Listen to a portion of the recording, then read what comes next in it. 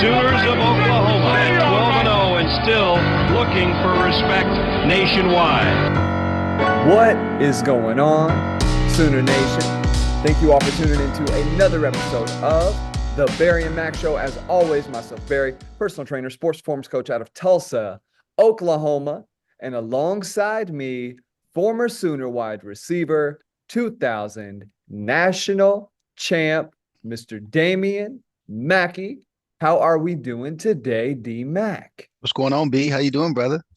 Doing pretty good, man. Doing pretty Midweek. good. What's today? Hump day? Hump day? Today's hump day, man. Getting ready to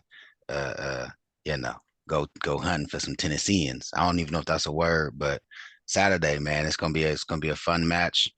We got a good buddy here with us today to talk more in details about that. But for those of you who are wondering and asking, you may be considering, I'm a Sooner. I love my quarterback.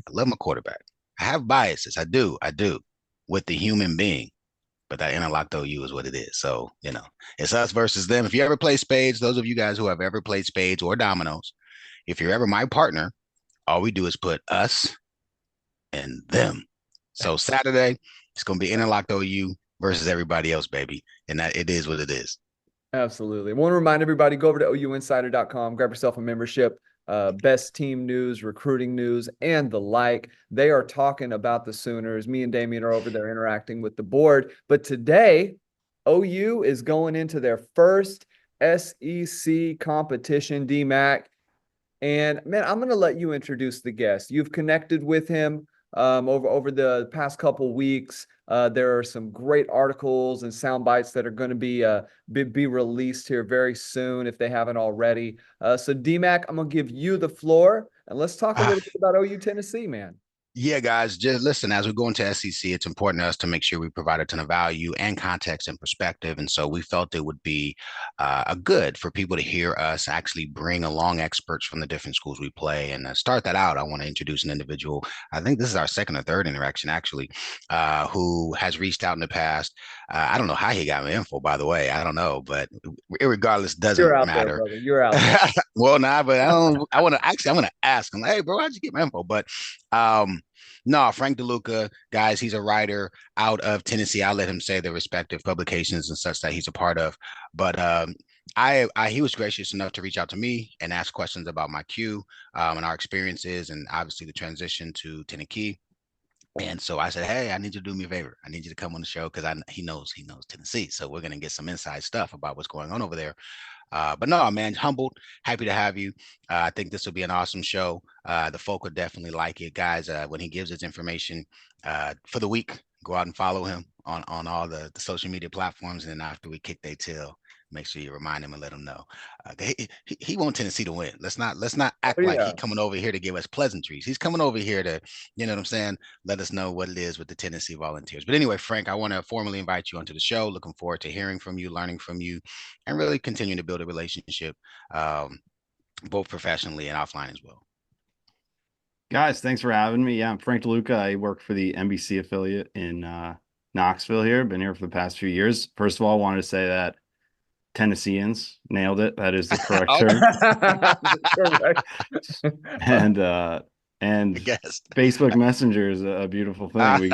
I reached out a couple years ago when Tennessee was in the Orange Bowl because obviously Orange Bowl had a lot of significance to that 2000 OU team, and yes, it did. Mack was gracious enough to respond and connect. That's wonderful, and that's where we're going to lead off today, Frank. Obviously, the story on everybody's mind is this is Heupel's return to Oklahoma.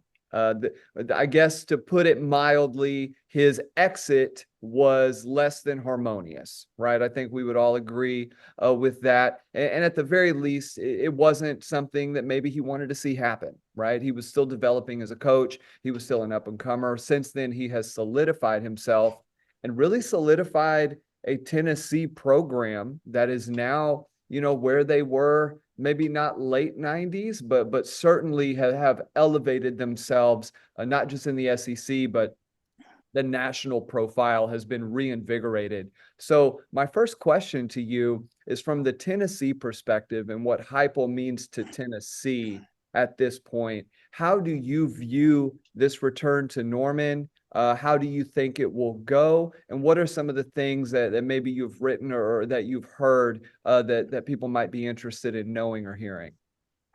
Yeah, I mean, I think it's kind of got a lot of layers to it because it's obviously Josh Heupel's return. It's Oklahoma's first SEC game. And it's also kind of, Oklahoma is joining Tennessee's conference from the perspective in Knoxville. So I think, Tennessee fans want to see them give them a not so warm welcome to the conference. And obviously, Josh Heupel's a guy that when we talk to him at press conferences, he's going to keep it, very reserved. We were talking the other day, me and D-Mac, and he said he's never going to let the moment get too big. He's never going to let the moment get too bad. So I think from his perspective, the last thing that he's going to do is play it up, because nothing good can come of that from a preparation standpoint. He did joke. He said, I'm sure that the Oklahoma crowd's gonna be very quiet out of respect to Josh Heupel. He said obviously not the case. We all know that, but I think going into this matchup, it does have a lot of heat behind it, not only because Josh Heupel's connected, but also because,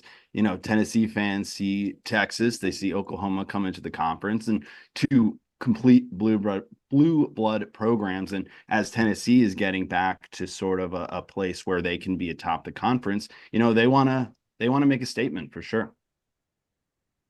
Yes. Can I say something? Yeah, Can I say something? Let me be the mouthpiece for Hype. So like I said in our pod, I have to compartmentalize Hype the player, who I was in the bunker with for 2 years, and Hype the leader, who I also saw from a player's perspective how he interacted with people outside of the bunker, people in the media, people in the community. Hype's jacked up. Oh, no 100%. Doubt, right? Yeah. Hype is jacked. He's ready. Listen, like I told you. Hey, Frank, what's the name of the coach who is over there? It's not called Soul Mission over there. It's like the player development character. I got his email. I forgot. Gosh dang it. I don't know. Yeah, it's okay. But and I've been like I said, I'm gonna go speak to the program in a couple weeks. Oh, they're fired up. And so, and you know how it be, player to player. The conversation we had was like, strap up. So right. I'm like, hold on, bro. You don't tell me to strap up. Y'all better strap up. Last time we came to so we start. They gonna be fired up, and absolutely, Hype is going to be like he was for us, the 4-star general for everyone else. He's going to make sure he's composed, he's poised, he's saying the right things. And and like I said to you, Frank, right, he's not going to get too high. Things go well early. He's not going to get too low if things don't go their way early.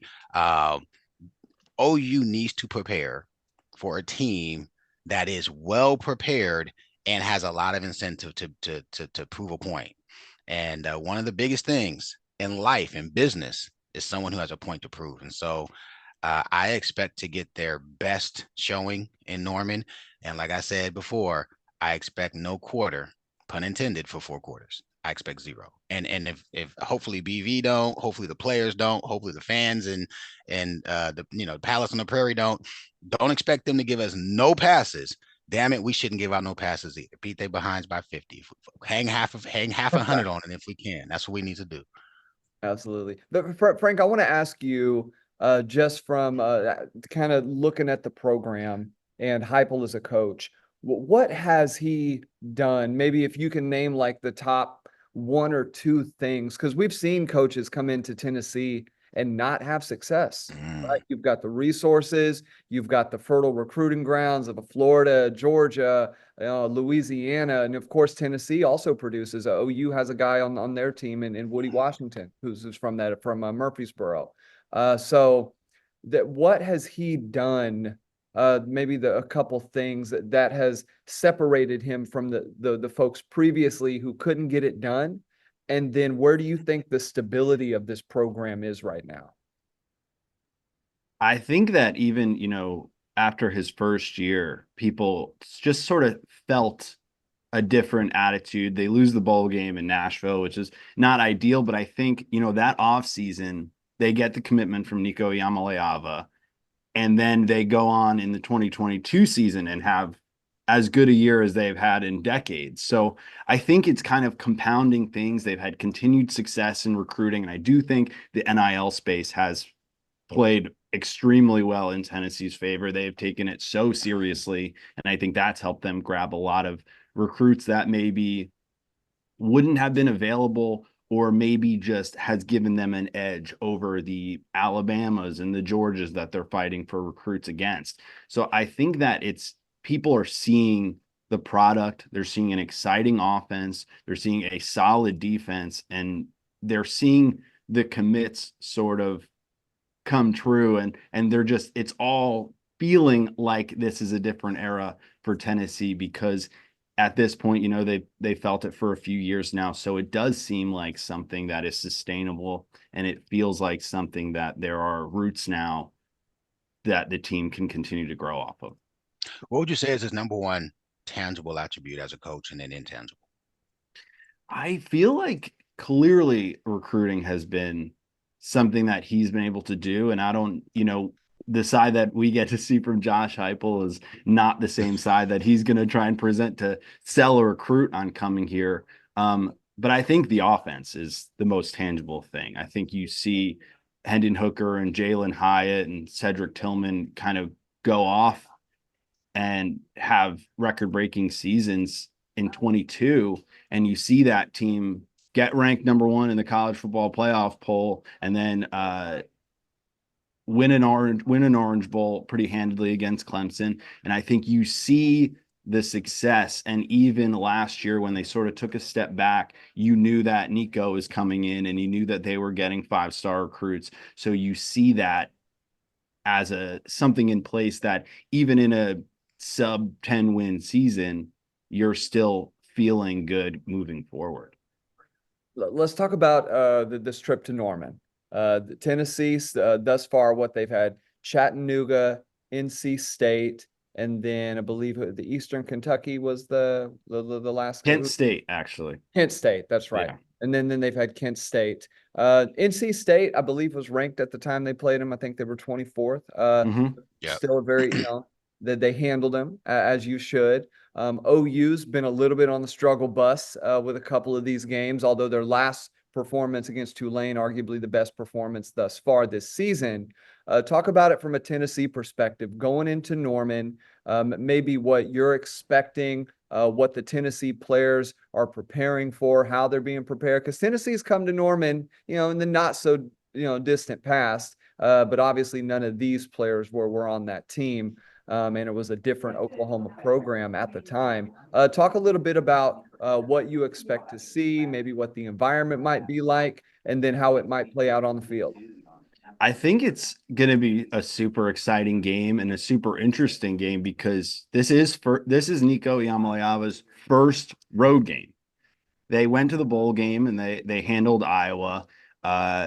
They had a neutral site, even though it was in North Carolina, against NC State. And neutral site games, ball fans are always going to travel. And then the other 2 games have been home games against cupcake opponents. So I think it's going to be really interesting to see how a redshirt freshman quarterback with only 4 career starts performs in an environment that is not going to be so welcoming. And I think that Tennessee hasn't really been tested. I mean, they've had kind of a frictionless schedule. They play Chattanooga and Kent State, who are, you can write those wins in pen when you're predicting the schedule. And then NC State sort of turned out not to be worthy of a top 25 ranking, at least at this point. It reminds me a lot of the 2022 year when they played Akron and they played Ball State. And then they played in between a ranked game against Pittsburgh at Pittsburgh.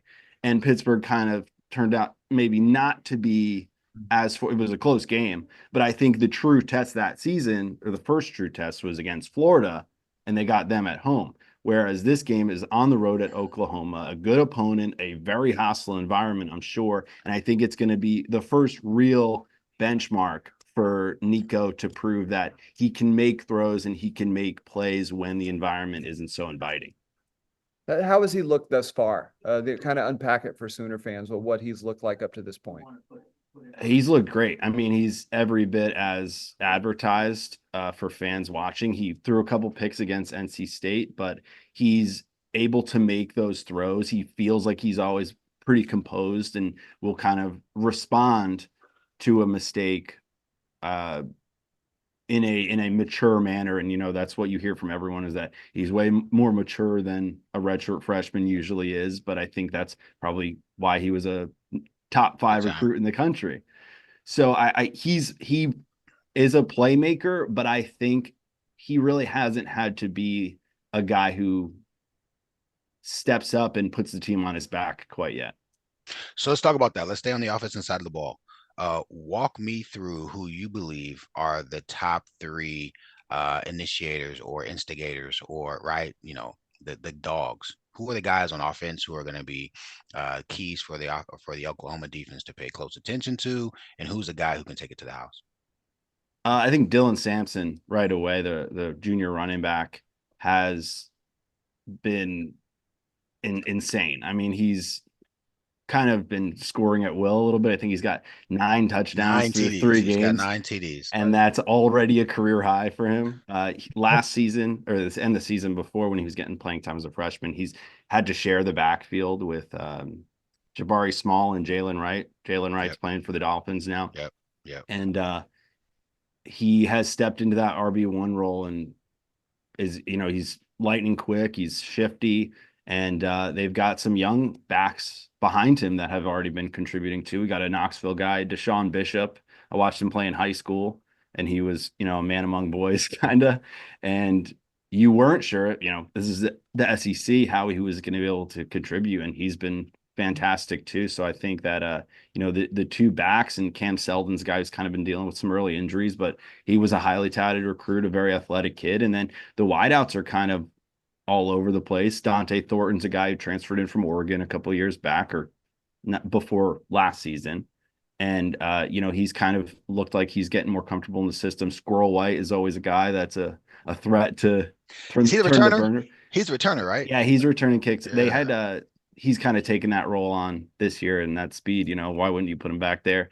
And then they got another transfer in Chris Brazel, who's kind of a big physical wideout, and they've definitely got a lot of weapons on the outside. Brew McCoy too, a guy who transferred in from USC. He's like 30 years old. He's gonna, I think Buddy was. I think I hosted him on my when he was coming out of high school on his recruiting visit. Really, he's been around, man. Yeah, him and the QB from Utah, both of those guys. Right. Oh, what Cam Rising?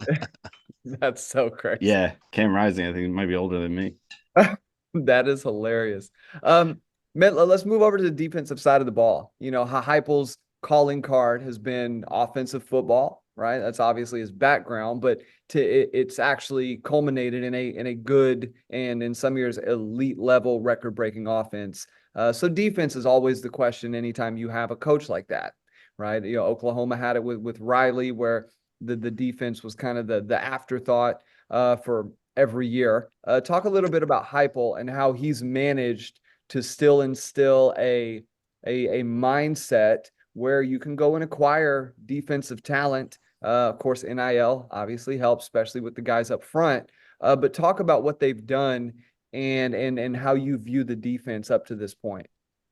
Yeah, I think last year especially, we saw when the offense wasn't quite firing, that the defense sort of came to play. And that was one of Tennessee's calling cards, which I think in a Heupel-led program isn't something that you're expecting. And I think returning D-line is Tennessee defense's greatest asset. I mean, James Pierce is a guy that people have going first overall, coming around the edge, and he hasn't quite taken over a game, but I think a lot of that is probably because, people are doubling him. So other people are having to kind of put up the numbers in his absence on the stat sheet. But they've got such a veteran D-line, Omari Thomas, Elijah Simmons, big body guys. And, Dominic Bailey's coming around the edge, and they've got veterans in the linebacking core. Keenan Peely, another guy that they refer to as kind of the team grandpa, transfer from BYU. He's always in the mix. So I think the veteran presence of that defense is a huge strength for them. D-Mac, I do. What do you think their game plan is going to be? I'm curious to know the 1 or 2 things you think they're going to try to attack offense based upon who the opponent is, and then vice versa on defense. What do you think the 1 or 2 things they're going to try to do to us while we're on offense and they're on defense?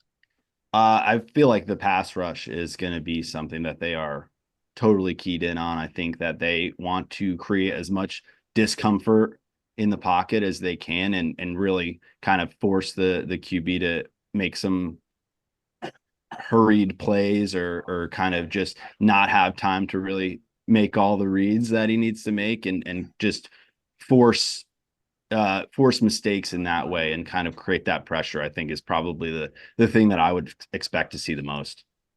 Good stuff. Good stuff. Well, listen, man, I appreciate you for stopping by, man. I know you're busy. Man, provided a ton of context, and expert at your gig and what you do.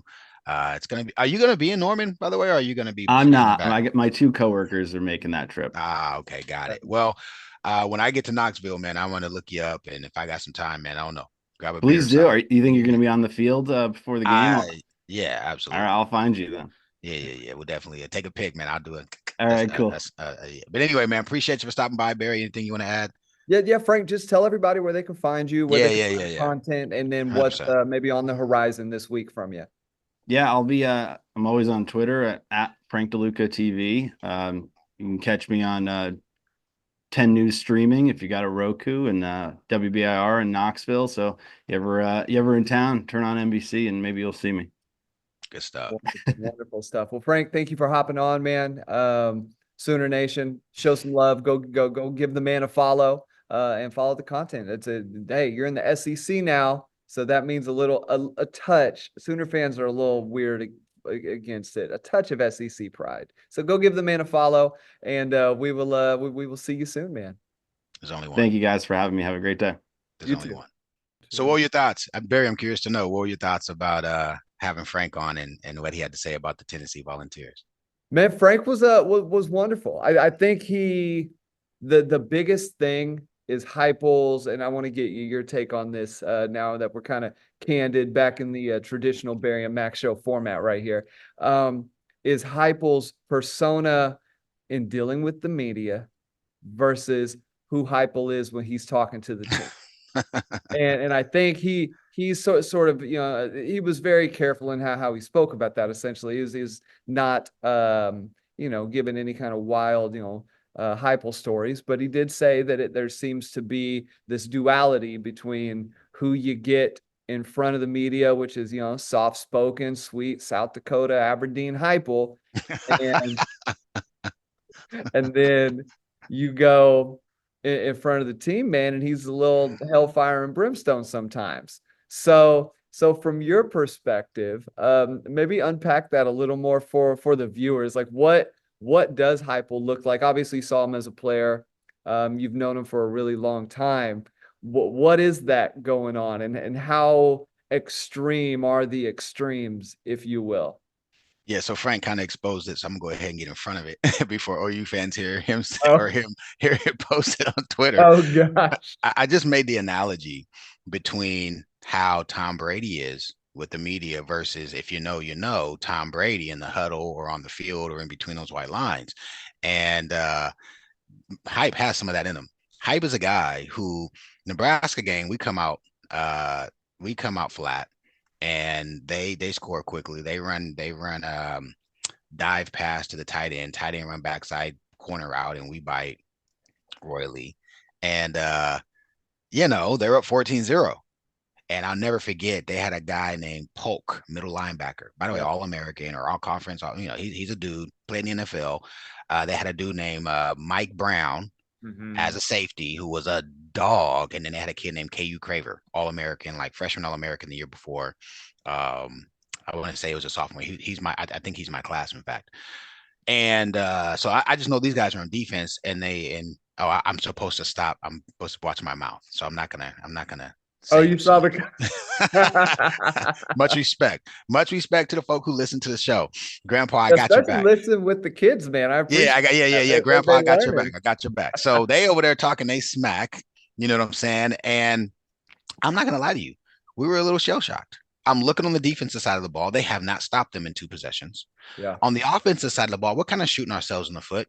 Really, what happened is we anticipated them bringing a lot of pressure, and they were showing pressure pre-snap, and then they were backing out of it. They were playing really a kind of a matchup zone defense, and we hadn't practiced that. They had brought a lot of pressure. They were playing bump man.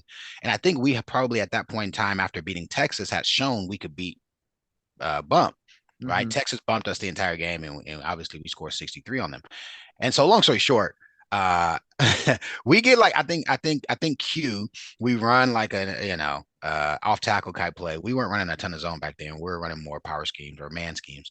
And so we want to play, and really they snuff it out. But Q is just so talented. He kind of makes a couple guys miss, and Barry, we get 7-8 yards, bro. Like I think it's like our first positive play, a +5 play, right? Oh, you just see hype. Oh, we coming for you guys, and I'm kind of looking like, yo, bro, we haven't got a first down yet. You know what I'm saying? Like, yo, let's get this first down before, but what I could see was like Hype's trying to get himself hyped, right? So I want to say we score. I think we have a methodical drive. We either I'm pretty sure we score. I don't think our first points is a field goal. I know we kicked one, but I think we score a touchdown, 14-7. And so we score, and we go sit on the bench, and Hype's looking at me. He's like, T-Mac, did it work? And I was like, did what work? And he was like, yeah, like yo, you think we're in the game? And I'm like, bro, like, what are you saying? He's like, bro, we're flat. He said, hey man, I need you to talk to as many people as possible and let them know. And I'm gonna quote Hype, so I hope I don't get in trouble for saying this. We're not gonna fucking lose. And it dawned on me in that moment, like, this mother sucker was using psychology on us. Like, he was hyping himself up to get us to get out of, because okay, here we go. So it's 3rd and whatever. Damn, it's crazy. I remember this 24 years later. It's 3rd and whatever it is. And they run that they run that dive pass to the tight end. And so I'm on punt return alert, and I'm up, right? So punt return alert, you're close, because if we stop them, we're going on. Go watch the film. It's what's the guy? God dang, he was a really good defensive end. I think his name was like Hutchinson or something. He was an all-time great Nebraska defensive end. His brother, yes, Grant Ridgestrom. No, his name was Grant. Was it one of them was really good and went to the Lions, and one was the brother who played tight end, and it was Winstrom. You're right, it was Winstrom. My man, yeah. That's my man. That's why I love you. Well, the tight end brother catches the backside corner out, and I'm on punt alert, so I'm there with the defense. When you're on punt, we cross over from the offensive side to the defensive side. We're there with BV and well, Mike's up in the box, but it's 3rd and whatever it is. They run the dive pass. I can hear, God dang it, Roy Lee, or whatever. Roy bit. And they either score or get down to like the 2, and then they punch it in. But I see the defense's eyes. Okay. And the defense has the same look. They're like, everybody, we just came back from Manhattan in the beat for K-State. We just beat the brakes off of Texas, but Nebraska, #1 team, a game day, right? So a lot of the stuff that we're going to see today, I'm standing on the side with the defense, and they have the same look we have. We're like, what the H is going on, right? And so, again, that's what I mean by like, Hype was our 4-star general. Hype was scared. Hype was pumping himself up and wanted us to see he wasn't scared. We go sit on the bench, and to this day, I kind of laugh at it because I get it now. As I'm a coach, and what I do, you got to get your guys ready to go, even if you're not ready to go. And so Hype's like, did you see it? And I was like, what are you talking about, bro? And he's like, we're not gonna lose this mother effing game. And so that's what I'm telling you. Like, Hype is going to be in that locker room pregame. His pregame speech is not going to be on second octave. Hype is going to be on that Wednesday, today's practice, tomorrow's practice, really tomorrow, because tomorrow's a very mental practice. Like, he wants to see everything clean, guys know where to move. All of that stuff is going to be big time. But us will never see it. Hype's just one of those guys where we, as the fans, as the populace, we're not going to get a chance to see that. But I promise you, Hype's going to be he's going to have them juices rolling and them juices flowing. And so it'll be fun to see. A few tactical things that I know they're going to do. Okay. They're going to run warp speed on us. So I went back and have just really watched all 3 of our games from the lens of like operations. right? Okay. And one thing that I noticed, and I know Hype's going to notice this because by the way, me, Hype, and Dre, and sometimes Josh Norman would watch film for hours. And I'll never forget 99 season, Hype would kind of make us. And he was teaching us how to like break down film, how to break down defenses, how to break down pre-snap, at the snap, post-snap. That's why you hear me say that a lot, right? Yeah. I want to see pre-snap, I want to see at the snap of the ball, and then what's going to happen post-snap, and I collect data.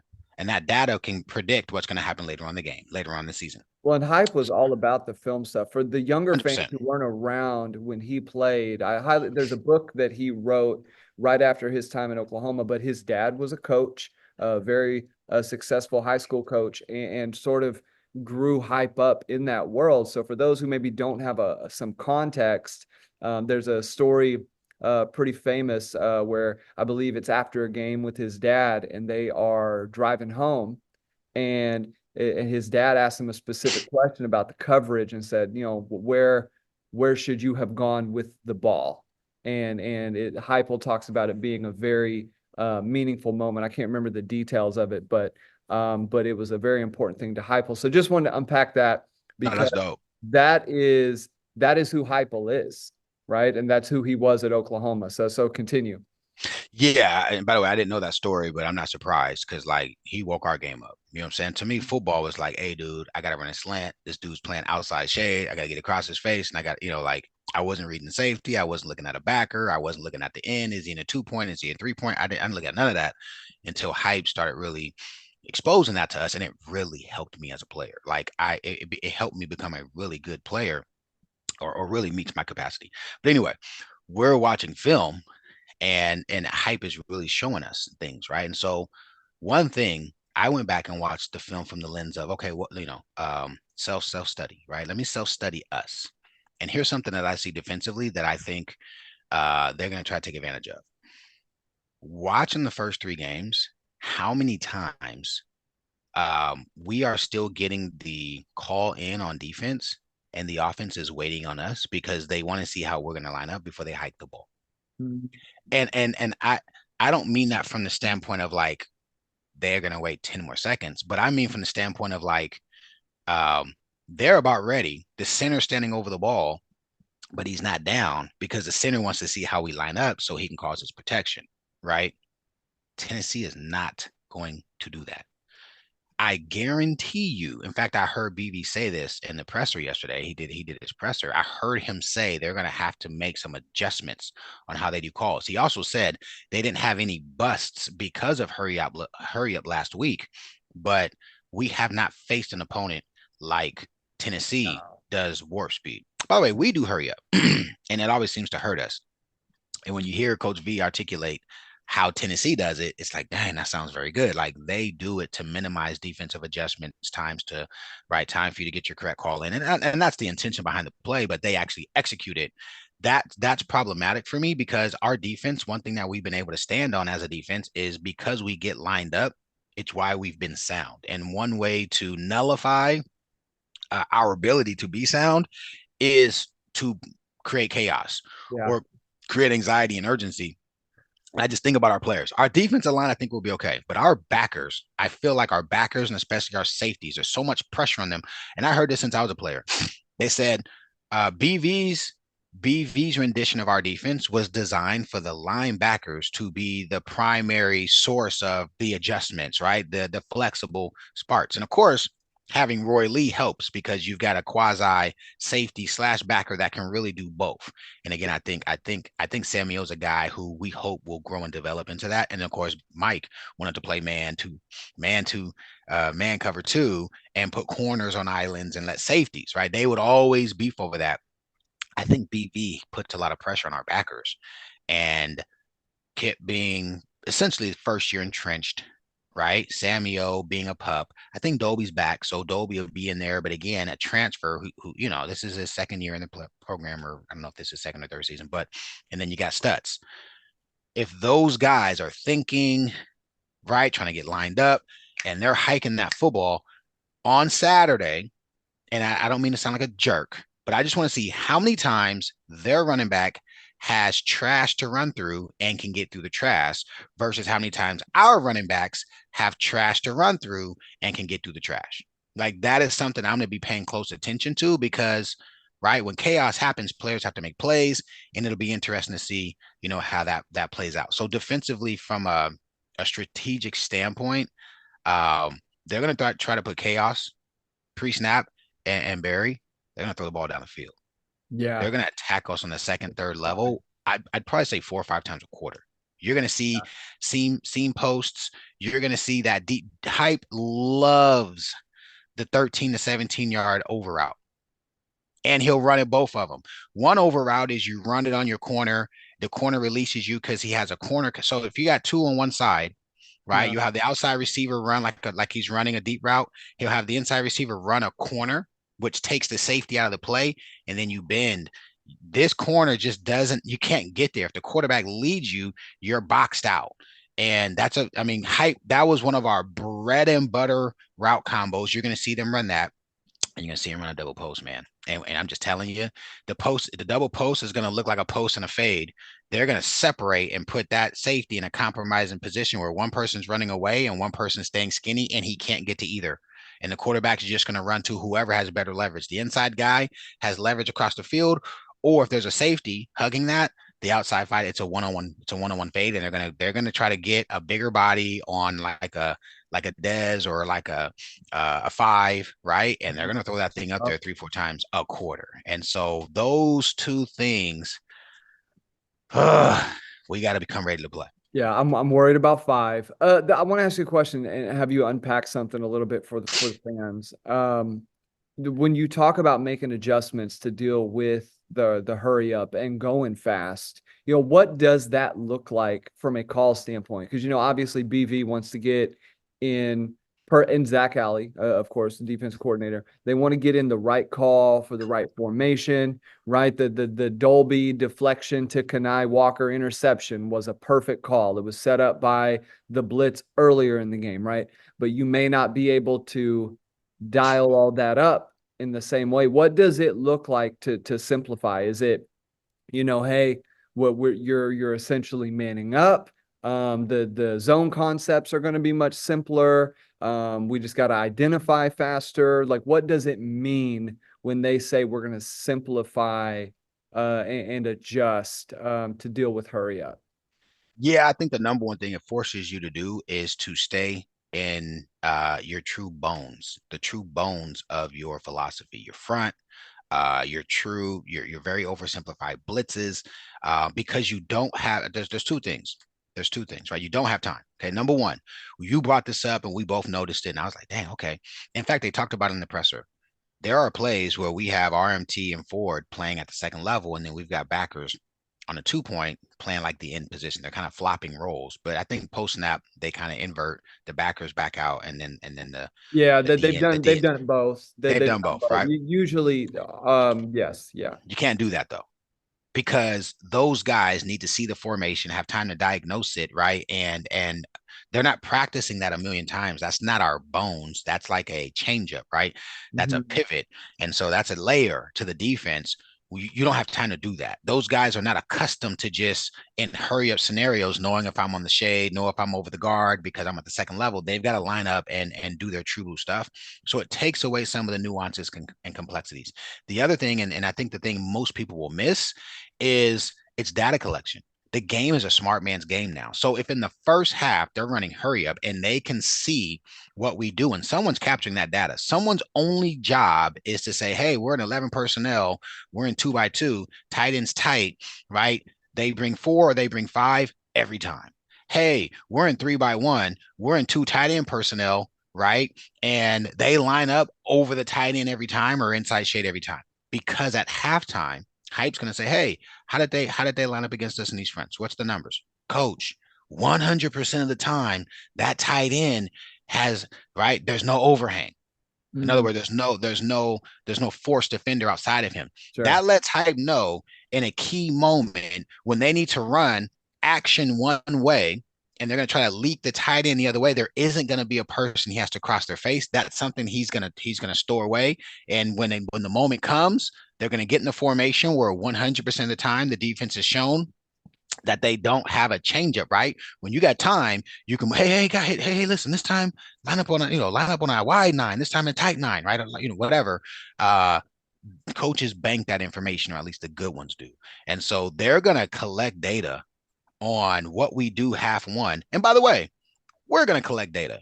We're going to say, okay, guys, we showed them this 80, 90, 100% of the time. The changeup is, because we'll have that 20 minutes at halftime, when we call, this one, and this one, we want you to now do this, this, and this, right? So that's the thing, right? It's the chess match behind closed doors, where when you go in at halftime, somebody is just collecting data and on both sides of the ball, and the coaches have to make a decision on how they're going to adjust. So both of those things are going to matter. And then of course it's just going to be the bust, right? They're hoping you catch somebody sleeping, someone caught cover 2, someone caught cover 4, somebody caught zone, somebody caught man, somebody's dog tired, they just ran a fade 3 times, somebody's in the box. Hey man, by the way, this happens. This happens. I've heard it a ton of times. Mackey, go in. You've got Andre Woolfolk against the other guy's boundary corner, and Andre runs them off, and we would get in trouble if we didn't run people off and go 40. Run them off and go 40 because we want the DB to get tired, right? So Andre runs them off. We run a pass route. It doesn't go to Andre, but Andre's the backside dig. The guy's running with him, and they see the guys bending over. Mackey, go in. They want a fresh receiver in, and they want to go a go route against them again. By the way, Curtis Fagan scores a touchdown on it. That's the other thing, right? When you're in that hurry up, there isn't a ton of time to make, to have guys sub in and sub out. Yeah. If they catch you slipping, especially on their sideline, you're the corner that's on their sideline and they can see you. They're going to pick on you. So it creates problems. And you heard, I don't know if you heard BV said it. BV said sometimes I'm in those, he said, I'm in those defensive meeting rooms. Man, I just want to go get up and go on the offensive side because life's so much better on that side. I started laughing because it's pressure. It's definitely gonna be our biggest challenge, the most talent. And I think Saturday will be a chance for us to see like really where we are in our 3-year plan to getting prepared to do what we need to do if we're there. Let me say one more thing and I'm gonna pass it back. Go for it, man. Yeah. How interesting. By the way, I know our fans are gonna be pissed when they hear what he said. Frank said, you said, or maybe I did. I said, Frank, what was the tangible? Did you hear what his answer was? Oh, do you remember what he said? The offense. The other thing he said, besides that, he said NIL. Yes. Yeah. Our fans are not going to like hearing that because I think we've been slow to move. Thank God not Clemson slow to move. But I think this year we made a couple splash. It was better this year. We made a couple splash NIL investments. Do some air quotes. We got to be willing to play ball. Play ball. By the way, did you see what they're doing? They are hiking ticket prices next year at Tennessee. Talent fee. It's going to be to pay players. The talent fee. Yeah. The arms race is on, baby. Like, listen, Sooners. By the way, this is we gotta play ball. We can't be a blue blood and be cheap. We can't be a blue blood and be caught in yesteryear. By the way, the throwback unis look good against Houston, but if we try to play like we played in those uniforms in the landscape of the game being played today, meaning like, we're just going to be tougher than everybody. Everybody ain't tough. Some folk is paying for it, invest in it, whatever you got to do to stay within the rules of the game. These are the rules today. We got to step to the plate. I thought that was very interesting that he said, we were able to compete with the Bamas and Georgias because we could throw around our money is essentially what he was saying. About that's actually interesting. I saw that yesterday, the 10% talent, the talent fee. Yeah. That was great. Man, if I'm gonna pump a little sunshine on the defensive stuff because I went back and just if you guys aren't OU Insider, go over to the board. We were looking at the film, dissecting some of the individual performances. RMT specifically was one of them. But DMAC, one of the things that stood out was, and this is something that when you are facing hurry up, this is to your advantage, was OU has defensive linemen, in this particularly interior guys, who can win against doubles. That was the most glaring thing to me on the rewatch. And Tulane's not the most talented offensive line, right? Tennessee is a massive jump up, but you saw Jaden Jackson, Grayson Halton specifically, he has developed a nice bag when it comes to dealing with doubles, what he does with his shoulders, what he does with his hands, how he splits, how he has really improved and learned how to use his size rather quickly. The troubling thing to me is what that means is that the defensive ends are one-on-one a lot of times. And there was a lot of scenarios against Tulane where the defensive ends there was no back to chip. They were just on an island and still couldn't get home, right? That was problematic. There were some missed holding calls, right? Yeah. Yes.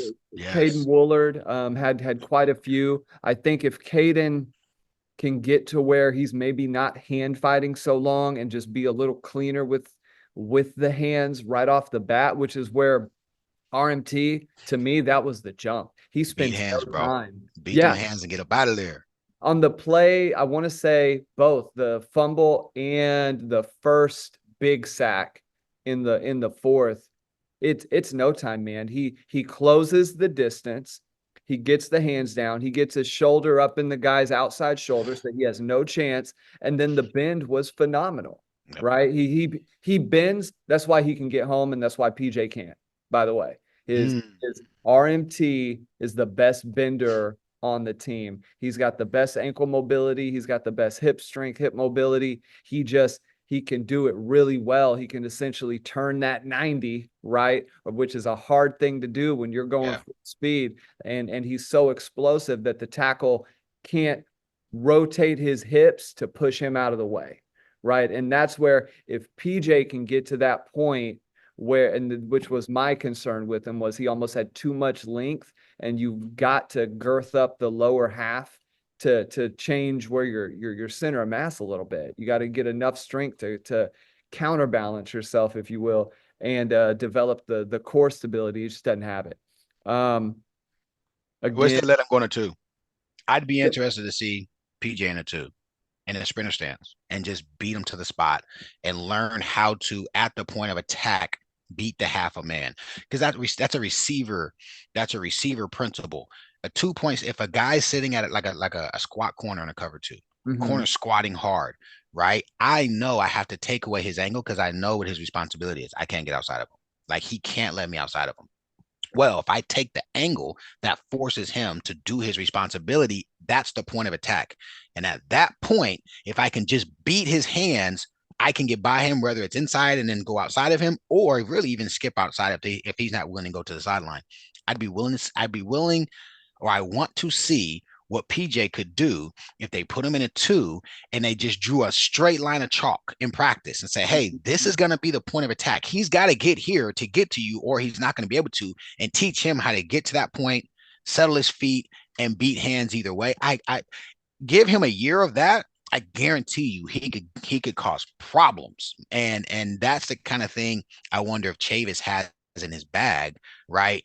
As a newer guy who hasn't had a ton of run-ins, just a lot of years, maybe something he learns as he progresses, but like, that is something I'd be curious to see if we ever deploy. It's just a 34 concept is what it is. It's what a 34 rush end backer is going to be doing.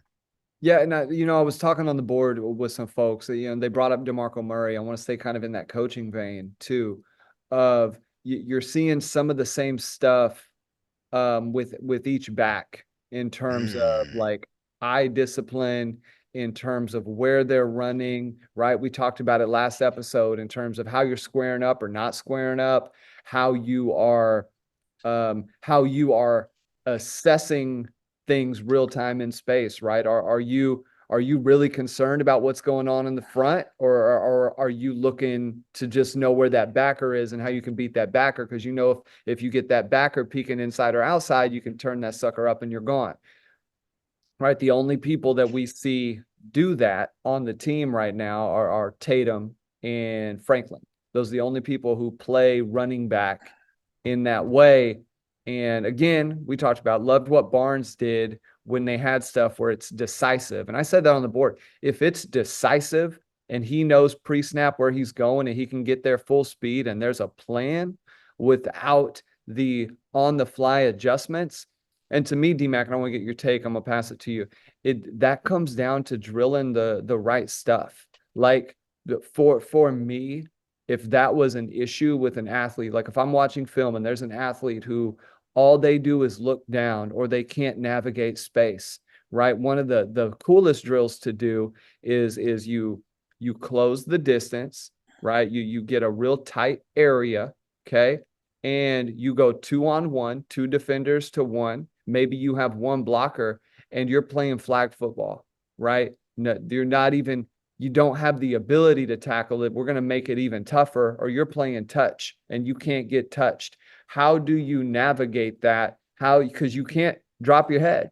You can't, there's no, that's not a luxury. Right. And what I see with a bunch of backs is they run almost like it's a drill, right? It's like, and you talked about that, and I've been thinking about it over the week, that they're getting to the hole like, this is the call. I just got to get to that hole as fast as I can, and that's where I go. If I get there, we're good. There isn't the free flowing on the fly adjustments. And to me, that is a coaching experience thing, right? Because just because you played, and I'm sure there's people that will disagree with this premise, and that's fine. They'd be wrong, but just because you played doesn't mean you can necessarily see and evaluate what's going on with a guy and why he can't, because that has nothing to do with playing. That has to do with seeing what they're doing and saying, all right, what drills fit the needs of what I need to do with these guys. And sometimes people don't even have the eyes for it. They don't have well, what is he doing? Right. And I say something about that. Go for it. Go for it. Two things come to mind, two cliches. Nature or nurture is one. And then I'd say the Michael Jordan phenomenon is two. Right. And so Michael Jordan phenomenon is Michael Jordan expects you to, when his eyeballs see it, his eyeballs knows what he would have done and is upset that you can't do what he did. Right. And so that part in itself, it's a detriment to a coach versus like a Heupel, who Heupel knew he couldn't outrun or out throw the ball, right, to probably 75% of his peers. So he needed to be coached up well and understand defenses and where people are going to be, so on and so forth, right? So that's the whole thing, where nature didn't give Hype the best of the best. So he nurtured, right, the intangibles in the game, which took him to basically Heisman caliber quarterback, national championship quarterback. On the other side, where nature gave Michael Jordan the ability to just beat people with talent. When you have that level of talent, it's hard for you to tell someone less talented how to use other skill sets that you yourself never needed to use. DeMarco Murray was a man amongst boys in college and in a lot of respects in the NFL. He changed his style in the NFL. He became a very physical back, and he'd run your ass over, he'd run you over, so on and so forth. But I think that's issue number one. But Barry, the bigger issue as a listen, NIL, recruiting numbers going up, transfer portal. You know what all those three things do? This is going to be turned into the NFL of college. We don't have time to coach up little Timmy for 4 years on how to run where they aren't. You know what we're going to do? We're going to go get a transfer portal back. Yep. We're going to put an NIL package together and go get a kid from Bama who's second string, but film shows he knows what he's doing. And we're going to go recruit a 5-star. We're going to go get another Tatum. So like that right. And by the way, that's kind of unfair. It kind of sucks, but it's reality today. Like in today's game, people are like, I don't want to talk crap about our players, but like I've asked on every platform that I'm on, just go produce one play where Barnes didn't get more than what the play design is. Go show me one. And maybe you come up with a couple his freshman year. He actually showed some stuff, but I'm like, I could show you a kid from Illinois State who, if he had our blocking or just had access to our resources and you put him in the game, he's going to make a guy miss just off sheer instinct. And so I think that instinct word is the word where, somebody was like, Tatum played terrible Saturday. Actually, Tatum kind of got what was available to him when he got the rock. Not to mention he scored 2 touchdowns, but Tatum got skinny. There's a play you posted on Twitter. There's nothing there, but Tatum got skinny and got 3 yards. And versus just sticking your head in the ground and we lose a half a yard or we gain a half a yard, like that matters. And if you have 20 carries of that, what's the difference where one of those you scored out the other side? So, you speak to that. I kind of just analyze it from this lens of those guys get paid NIL. The transfer portal is same year you can play. Recruiting, by the way, there's talks about adding additional recruits or recruiting visits and a number. I mean, Schollies, they're potentially going to go up on Schollies. They're potentially, I think they've already made the decision to go up on how many visits can come in. So that whole aspect of the game, with all due respect, you're coming in and expecting to get NIL and all these other things. You got to expect to put in the work to be the guy. I'm just telling you, our running back position is mediocre at best in terms of making it happen. And I don't want to talk negatively about these young men as individuals, as human beings, as student athletes. I'm specifically speaking with a critical lens on playing the running back position at the University of Oklahoma. And so that, Barry, to your question, I think this is what I think. I think Murray's looking for another answer. A guy who has 3 years of, if Tatum is busting in the blocking assignments, then go get a kid from Bama or Georgia or Tennessee, right? Sounds to me, Frank made it sound like they have 3 really good running backs. Let's go get one of theirs, right? and the kid understands blocking assignments. Then, right, we can have him be in the backfield next year. To me, that is. I don't think you baby these guys. I don't think it's a 3 years. I'm going to coach them up for 4 years at the running back position. DN, like a PJ, nah, you keep those guys around. 6'5", 4'5", 540, quick, twitchy guy who's a raw canvas. Running back is plug and play, bro. That's why so many NFL teams draft third through 6th round. The 49ers running back was an undrafted free agent, and he's balling. Georgia Tech. So that position, you got to have it, or we don't have time to nurture that position so much. Yeah, no, I'm with you, man. Absolutely. And I want to thank everybody for listening today. Again, shout out to Frank DeLuca. Guys, go follow him. Go check him out. Wonderful stuff. Insight into the Tennessee Volunteers. Going to be an exciting game this upcoming weekend. You guys should be seeing this here pretty soon. So just want to thank everybody, all the subs over on the Barry and Mack Show. Go subscribe to OU Insider. Go grab a membership over there, ouinsider.com. Just posted my Zooming In thread where we look at individual performances and analyze them at a different level. D-Mac's got the 10 thoughts and engaging with the board. So guys, you want to grab yourself a membership. The YouTubes are growing. The social media is growing. Let's keep it rolling, Sooner Nation. D-Mac, last words before we sign out.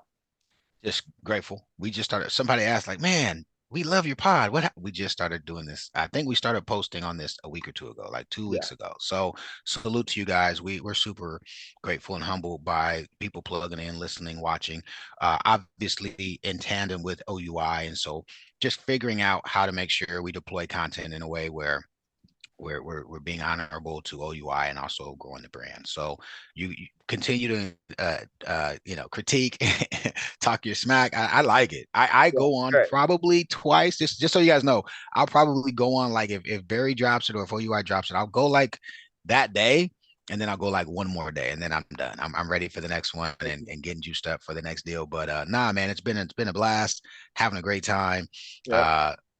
Well, I'll do predictions. I'll do predictions on the pregame. Yeah, well, we'll hit that. And that'll be the live show. So guys, be looking out for the live show. You can drop questions, interact. We're gonna do that. What you want to do that Friday or? Let's do Friday. Friday. Perfect. Let's do Friday. Awesome. Sooner Nation, thank you guys for tuning in. We will see you soon.